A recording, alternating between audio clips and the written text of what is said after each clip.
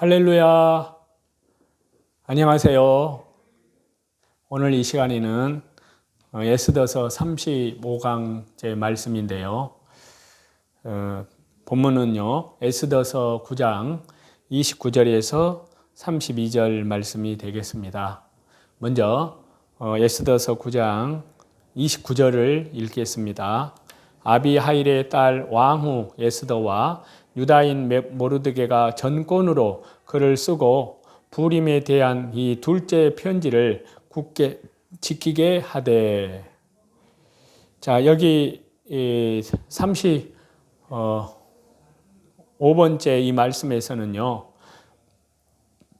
책에 기록되는 말씀을 하고 있는데요. 이것은 요한계시록에 반드시 속히 될 일을 기록한 것에 대한 예표라고 할 수 있습니다.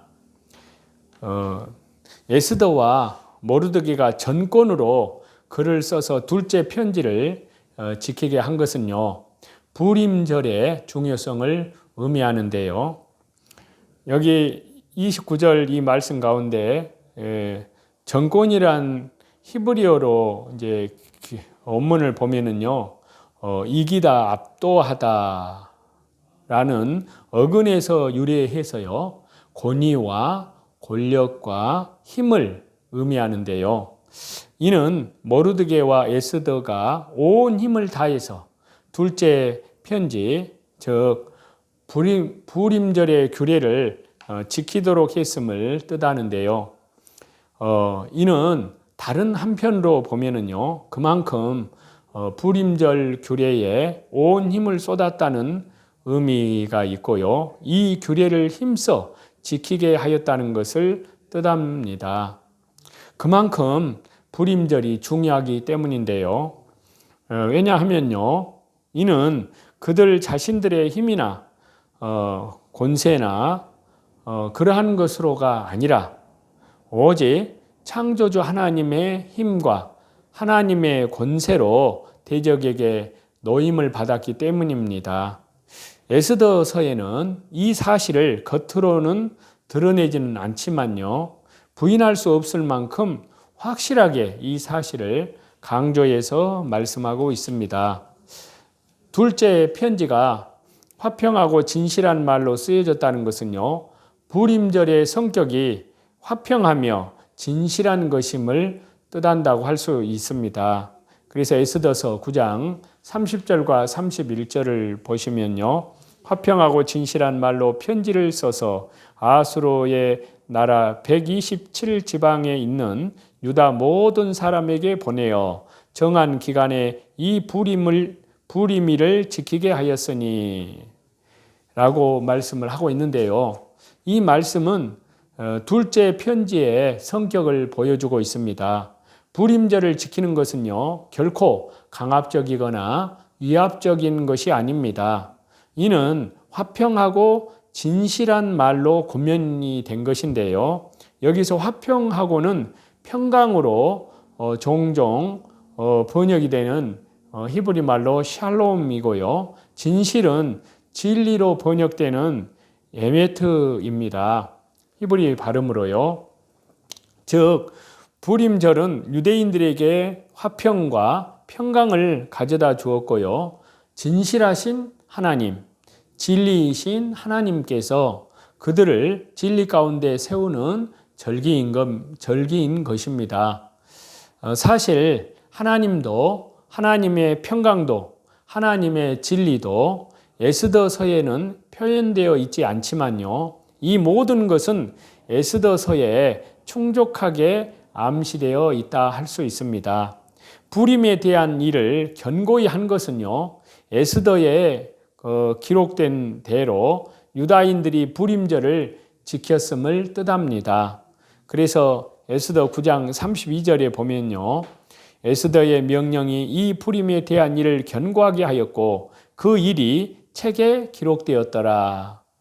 자, 부림에 대한 일이란 이 표현은요, 부림절의 기원과 또 이를 왜 지키는지, 언제, 어떻게, 누가 지킬지에 대한 것을 포괄해서 말씀하고 있습니다.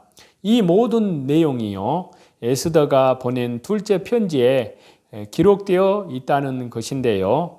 여기에서 견고히 하였고로 번역된 히브리어 원문의 표현을 보면은요, 서다, 또 지속하다, 확립하다, 이러한 것을 뜻하는 쿰의 강의 능동형의 표현이라고 할 수 있습니다.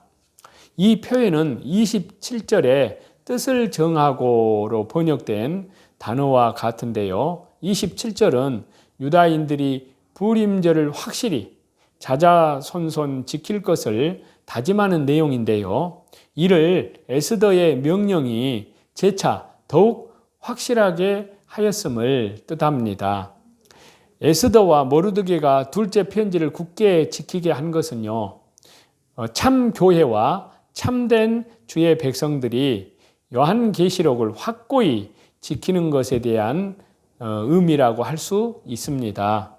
그래서 에스더서 9장 29절에 보면요, 아비하일의 딸 왕후 에스더와 유다인 모르드게가 전권으로 글을 쓰고 불임에 대한 이 둘째 편지를 굳게 지키게 하되. 자, 에스더서에는 적그리스도의 세력과 참된 주의 사역자들, 참된 교회의 대결이 뚜렷하게 암시가 되어 있습니다. 앞에서도 누누이 말씀을 드렸지만요, 에스더와 모르드게는 참 교회, 참 주의 사역자에 대한 예표라고 할 수 있습니다. 그리고 에스더서, 즉 하나님의 백성들이 죽음의 위기, 또 몰살의 위기에서 건짐을 받고요, 최후의 불임절 잔치를 행하는 것은요, 정말 대환란 때 참 교회가 적그리스도 세력에 의해서 멸절의 위기를 만나지만요, 궁극적으로는 하나님의 섭리로 최후에 승리할 것을 기록한 요한계시록의 예표라고 할 수 있는 것입니다. 그렇기 때문에 에스더와 모르드게에 의해서 둘째 편지를 굳게 지킨 것은요, 참 교회와 그리고 참된 주의 사역자들이 요한계시록을 확고히 지키게 될 것을 의미합니다. 그리고 둘째 편지를 화평하고 진실한 말로 썼다는 것은요, 요한계시록의 성격이 그와 같음을 예표한다 할 수 있습니다. 그래서 에스더 9장 30절에 보시면요, 화평하고 진실한 말로 편지를 써서 아수로의 나라 127지방에 있는 유다 모든 사람에게 보내어. 자, 둘째 편지는 이것은 불임절을 지키도록 한 내용이 화평한 말, 진실한 말로 쓰여져 있음은 요한계시록의 성격이 그와 같음을 의미한다고 할 수 있는데요. 사람들은 흔히들 요한계시록을 정말 대환란, 묵시, 이러한 어두운 그림자만을 가지고 있다고 생각하는 그런 경향이 있습니다. 하지만 요한계시록은 구원의 주님이신 예수님의 계시이고요, 최후의 결론적 말씀을 통해서 확인할 수 있듯이 은혜의 책입니다. 자, 요한계시록 22장 마지막 절 21절을 보시면요, 주 예수님의 은혜가 모든 자들에게 있을지어다. 아멘. 자, 그 과정에는요, 고난과 환난도 있지만 궁극적으로는 요한계시록은 성도의 구원의 완성을 담고 있는 것입니다. 즉, 이 또한 은혜의 책이고요, 화평의 책입니다. 진리를 그대로 전하는 진리의 책이라고 할 수 있습니다. 둘째 편지를 파사, 페르시아 제국 내에 127개 지방에 보낸 것은요, 정말 대환란 때 전 세계에 요한계시록이 전파될 것에 대한 예표라고 할 수 있습니다. 그래서 에스더서 9장 30절과 31절을 보시면요, 화평하고 진실한 말로 편지를 써서 아하수로의 나라 127지방에 있는 유다 모든 사람에게 보내어 정한 기간에 이 불임절을 지키게 하였으니.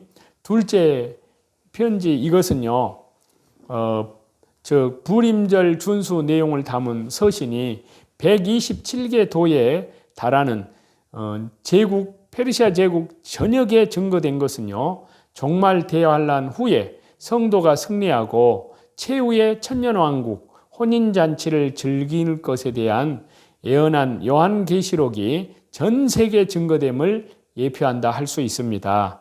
그래서 요한계시록 14장 6절에 보시면은 그런 말씀을 하고 있는데요. 또 보니 다른 천사가 공중에 날아가는데 땅에 거주하는 자들 곧 모든 민족과 종족과 방언과 백성에게 전할 영원한 복음을 가졌더라. 자, 이 일이 지금 시작되고 있고요. 머지않아 전 세계에 증거되는 날이 이르게 됩니다. 그리고 이를 기점으로 모든 하나님의 역사가 완성될 것입니다. 자, 요한계시록에 보면은 요한계시록이 축복이라는 것을 알 수가 있는데요. 계시록 1장 3절입니다. 이 예언의 말씀을 읽는 자와 듣는 자와 그 가운데 기록한 것을 지키는 자는 복이 있나니 때가 가까움이라. 자, 에스더와 모르드게가요, 전권으로서 보내서 지키게 한 두 번째 편지는요, 그 자체가 유다인들에게는 축복이었습니다. 그 자체가 기쁨이고 행복을 가져다 주었는데요. 종말 때 대환란과 예수님의 재림, 그리고 예수님 재림 이후에 성도의 궁극적인 축복을 다룬 요한계시록도 그렇습니다.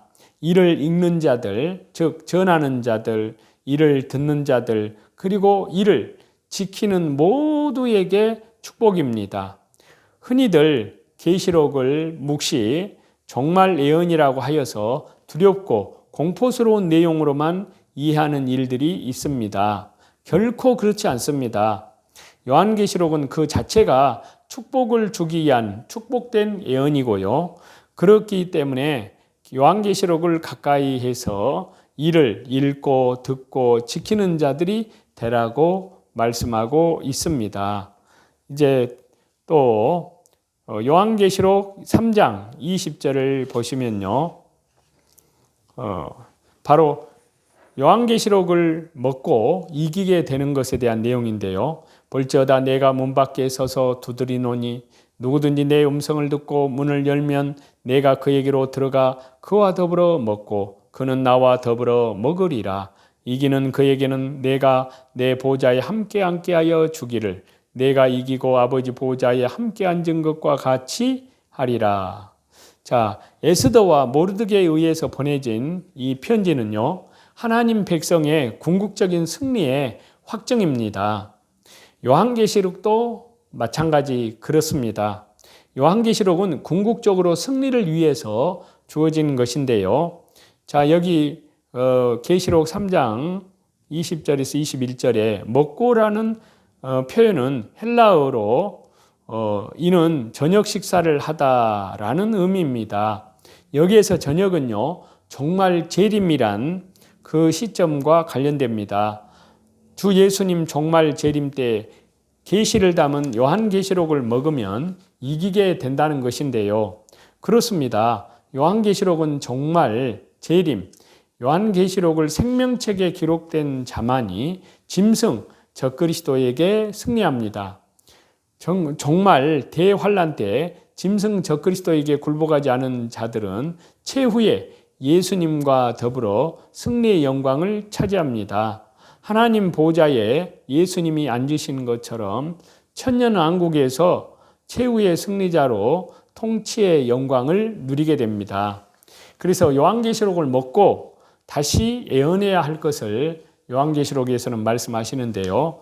그 말씀이 요한계시록 10장 10절과 11절에 있습니다. 내가 천사의 손에서 작은 두루마리를 갖다 먹어버리니 내 입에는 꿀같이 다나 먹은 후에 내 배에서는 쓰게 되더라. 그가 내게 말하기를 내가 많은 백성과 나라와 방언과 입금에서 다시 예언하여야 하리라 하더라. 자, 복음은 시대와 상관없이 동일합니다. 하지만 시대마다 그 계시는 더욱 뚜렷하게, 더욱 확실하게 열립니다. 이것이 곧 계시 이해의 점진성입니다. 이 시대는 모든 종말 재림의 예언이 다 성취되고 있는 그러한 시대인데요. 이러한 시대를 열어주고 뚜렷하게 보게 해주는 것이 바로 요한계시록입니다. 그렇기 때문에 요한계시록을 펼쳐 시대를 보고 하나님께서 계시를 어떻게 펼치시고 완성하는지를 똑똑히 봐야 합니다. 그리고 다시 요한계시록의 관점에서요, 전 성경을 봐야 합니다. 그렇게 예언하면 모든 계시가 더욱 뚜렷해지고 더욱 깊어지고 더욱 확실해집니다. 성도의 신앙을 지키고 교회를 견고히 세우고 시대에 맞서 승리하게 됩니다. 그러한 은혜의 믿음으로 동참하시는 저와 여러분이 다 되시기를 우리 주 예수 그리스도의 이름으로 간절히 축원합니다. 찬송 드리겠습니다. 찬송가 240장인데요.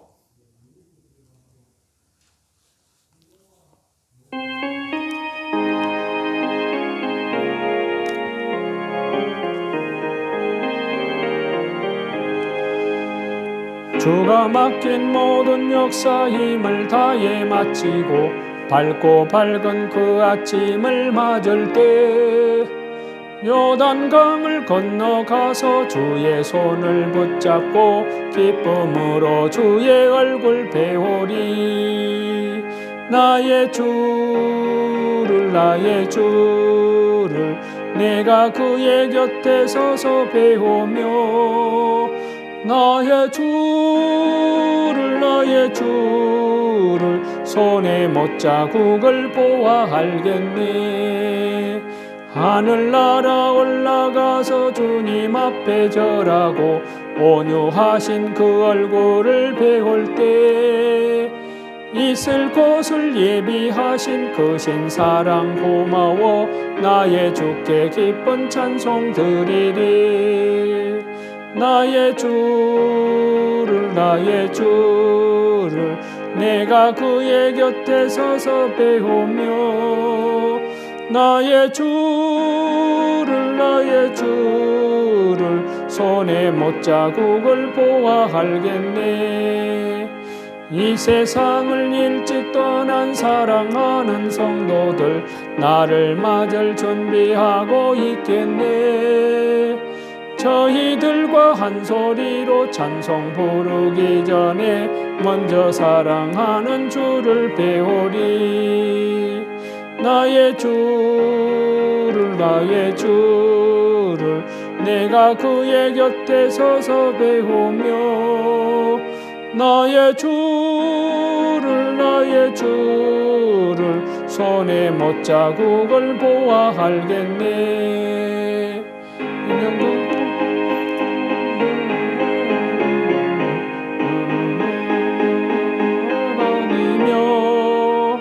금고 문고 맞추어서 새 노래를 부를 때 세상 고생 모두 잊어버리리. 나의 주를 내가 그의 곁에 서서 배우며 나의 주를 손에 못자국을 보아 알겠네. 모든 영광을 하나님께만 돌립니다. 감사합니다.